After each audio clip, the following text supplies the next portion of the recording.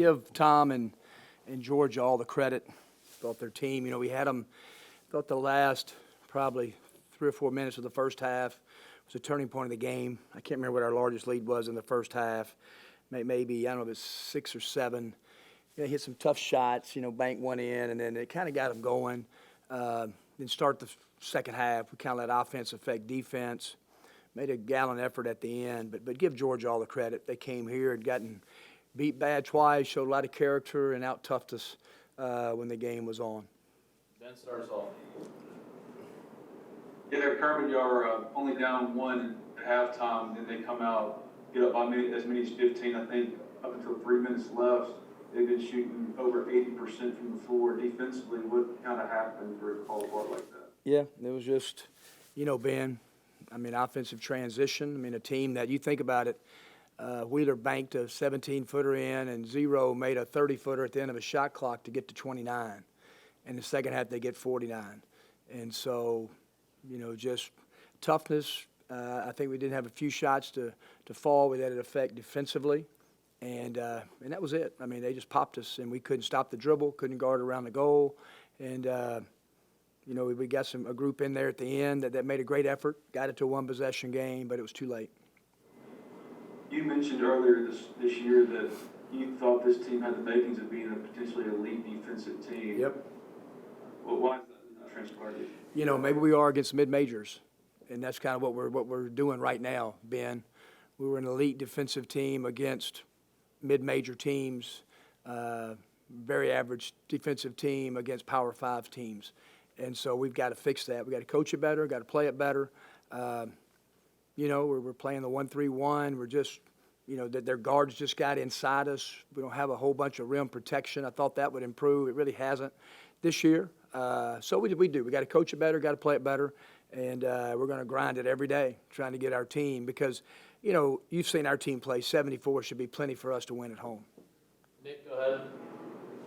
Kermit, I think this is 3 games in a row now where y'all have started off shooting pretty cold and then heated up with about 10 minutes to go in a deficit. Why do you think that's happening so often? I've got no idea, Nick. We had horse shots.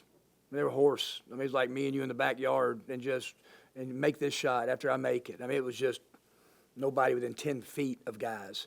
And, Georgia, that game at halftime, if we can make some plays and make some wide open perimeter shots, the game is 42-29, except we just struggled so mightily scoring the first half. And then in the second half, I really think the first 4 or 5 minutes, offense really affected defense, which it should not, but it did. And then it kind of snowballed on us. Go to Mitch.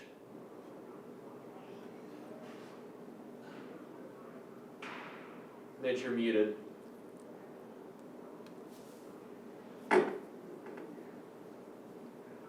Still don't have you, Mitch. We're going to go to Tyler. Coach, did the players and coaching staff consider this a must-win game entering today? No, we knew both teams would be playing really desperate. I think the only must-win you have really is probably going to be if we have a tournament in Nashville, an out game. But it was a game, that we needed to be desperate to try to win, no question about it, and we couldn't get it done. Go to Adam. Coach, Jarkel had 22 points. What did you think of this production today? Yeah, I thought he played more downhill, played confident, shooting the ball really throughout the whole game. And so good for Jarkel. He had a great couple days of practice. He was in here in the gym this morning about 5:15 working. So his heart's always in the right place. And, he and Devontae made some timely shots in our comeback. And really Jarkel and Devontae did it throughout the game. It was just really, it was on the other end. Like I said, 74 is plenty. And we just couldn't, like I said, just the deficit of 15 early in that second half was too much. Harris, go ahead. Kermit, when a team is inconsistent shooting from the perimeter, does it translate that it's going to be a poor free throw shooting team? Yeah. We started out shooting the ball really well from the free throw line, Parrish. We really did. And one time I think we were around 75%, and it was just abysmal. I think it does have maybe some correlation. Robert Allen really struggled from the line. Romello has been struggling from the line, and You know, we were 1 for 13 from 3 and 1 for 7 from the line at the half and down 1, you know. So a lot of times it hadn't been correlating, though, because I've had some big guys that doesn't make threes that have been great free throw shooters, you know, and we got to do a better job there. Go back to Mitch.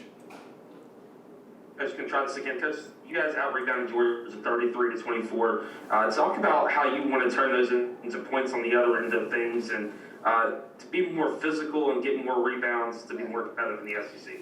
Yeah, you know, second chance points, it was 13-5. We're up 8.